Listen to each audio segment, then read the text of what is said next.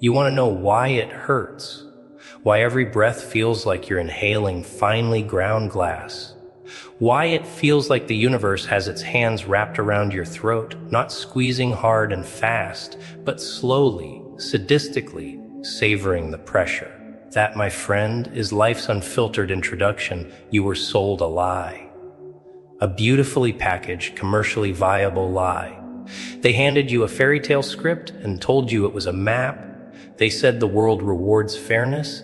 That pain is a detour, not a destination. They whispered sweet poison into your ears. Be kind, be humble, be the bigger person. They promised that if you offered your heart on a silver platter, someone would guard it with their life.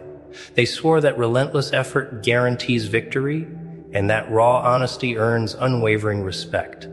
Lies. Every last syllable.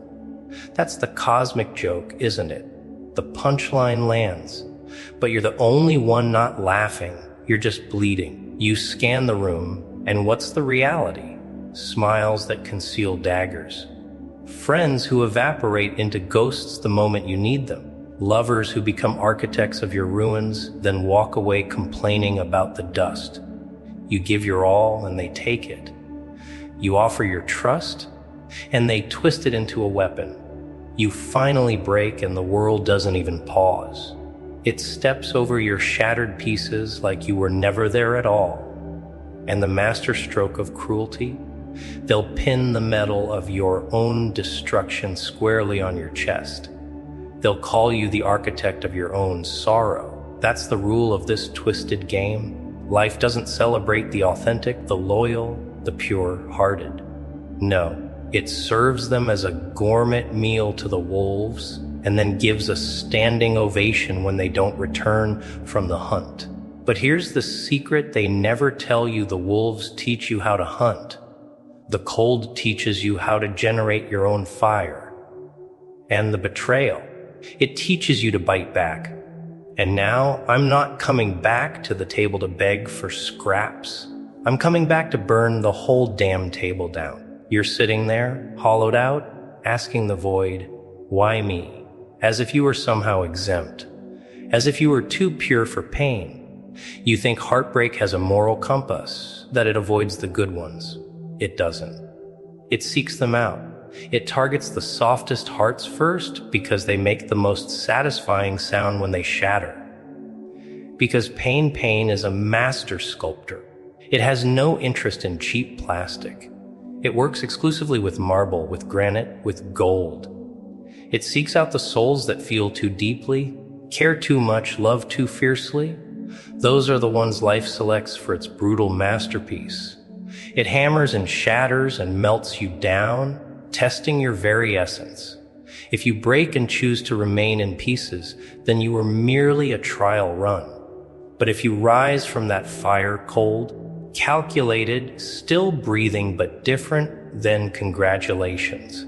You've just been formally introduced to the person you were always meant to become. You want to survive this chaos, then incinerate the rule book they gave you. Forget waiting for a hero. The cavalry isn't coming. Not your friends, not your ex, not society, not even family. Everyone is fighting a war in their own head. They don't have the ammunition to fight yours. And the few who offer to help, half of them are just mapping out your weaknesses, looking for the perfect place to strike when your back is turned. So you learn to stand alone. Not out of arrogance, but out of the brutal education of experience. You've seen what leaning on others gets you: betrayal wrapped in a promise, disrespect served with a smile, and a silence so loud it deafens you. Let me tell you a truth as cold as a morgue slab. Life gives zero damns about your backstory. It doesn't care how many nights you choked on your own tears. It's indifferent to your good deeds, or the number of people you pulled from their own fires. Life moves on. And people move on faster. Even the ones who carve their promises into your skin. You could hand them the keys to paradise, and they would still choose the illusion of a more exciting hell somewhere else. Because most people don't crave peace. They crave noise, drama, validation. They are addicted to the chaos.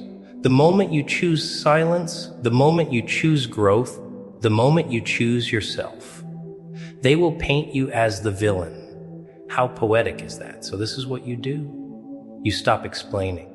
You stop begging for understanding. You stop hoping they will ever comprehend the language of your heart. They are not meant to, and frankly, they no longer deserve to. You grow fangs where your smile used to be. You cultivate an armor of indifference.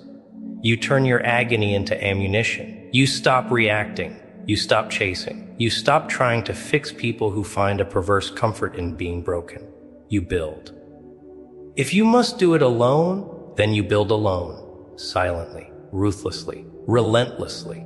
Every scar becomes a line in your blueprint. Every tear becomes mortar for your foundation. You don't post about it. You don't announce your comeback. You just do the work in the shadows. And when they finally look up from their games, when their world gets quiet and they notice your absence, you're already gone, not dead. Just untouchable, residing in a fortress they can no longer access. Because this world is hard, kid. It doesn't reward the loudest scream. It rewards the most disciplined mind, the most silent worker, the most unshakable spirit. You are not here to be liked. You are here to become a force they will forever regret underestimating. And when they ask you why you're so distant, so cold, so unbothered, just let a small, knowing smile play on your lips. Because that's the part they will never, ever understand. They thought breaking you was the end of your story. They were wrong. It was the beginning of theirs, because you became the storm they never prepared for. You know, they never tell you what real strength looks like. It's not bulging muscles or a booming voice. Real terrifying strength is the silence you maintain after a devastating betrayal. It's not sending that text when your fingers are itching to.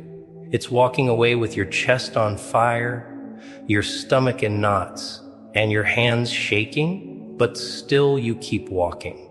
It's the discipline to show up every single day when your soul is weary, when the world is painted in shades of gray, and your heart is screaming at you to just give up. But you don't. You put one foot in front of the other. You show no one the war raging inside of you. That is power. The kind of power this world can't measure, can't comprehend, and can't fake. They teach you to be loud, to broadcast your pain for sympathy. But true power is invisible. It's forged in the shadows on cold nights where there is no audience to applaud you. In the battles you don't post about. In the tears you swallow because there's no one worth telling. That's where you meet the real you. When no one is watching, no one is helping, and still you rise. They'll say, "You've changed." Of course you did. Pain is a catalyst. Abandonment is an accelerant. Betrayal is a forge. And the sickest part, a ghost of you will still miss the people who orchestrated your pain. That's the cruelest paradox. You will bleed for people who wouldn't even offer you a bandage. But that's precisely what makes you so dangerous. Because you learn to keep your heart beating through the wreckage. You learn to build in the eye of the storm. But don't you dare mistake that capacity for love for weakness. That kind of heart, the one that survives, is a rare and terrifying thing to those who tried and failed to break you. They have no idea what to do with someone who endured a world designed to kill their kindness, and yet somehow preserved it for themselves. And when life throws its next punch, and believe me, it will, you won't even flinch. You've been hit harder by words from people you loved. You've been cut deeper by the silence of people you trusted. Pain doesn't scare you anymore. Comfort does. Because you learned that nothing of value ever grows in the comfort zone. You are most alive when your back is against the wall, your gaze is cold, and your heart is locked on a target. So you stopped chasing comfort and started hunting growth, even if it cost you people, even if it meant becoming the villain in their poorly written story. Let them talk. Let their whispers follow you. You were not born to be a supporting character in their narrative. You were born to evolve, to rise, and to obliterate the version of you that kept accepting less than you deserved. The final brutal lesson is this: loyalty is a currency rarely exchanged at fair value. Love is an investment with no guaranteed returns. Energy is a resource that is almost never reciprocated. But that doesn't mean you become stingy. It means you become a wise investor.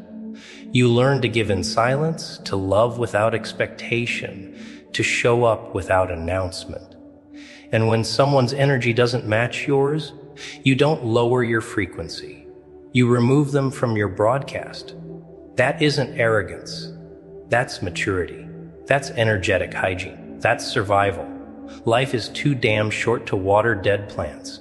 Too damn painful to audition for a place in someone's life. You are not a mirror for their insecurities. You are not a savior for their demons. Let them lose you. Let them age in the silence they created. You keep moving forward. Even if you have to limp, even if you have to crawl. You made it this far without them. You will go further without looking back. And the next time you feel like you're losing everything, remember this: sometimes you have to. Sometimes life strips you down to nothing so you can rebuild yourself from scratch. Stronger, colder, smarter. It is not punishment. It is preparation. It is a violent, beautiful rebirth. The weaker versions of you had to die so the real one could finally breathe. So the world could witness what happens when someone who had every reason to shatter chose instead to become unbreakable. That's your power, not in how loud you can scream, but in how profoundly silent you became. Not in who loves you, but in who failed to break you. They'll tell stories about your silence one day, about how you didn't fight back, you just disappeared and let karma handle the paperwork. You became the ghost they could never catch and the standard they could never meet again. You are not their lesson anymore.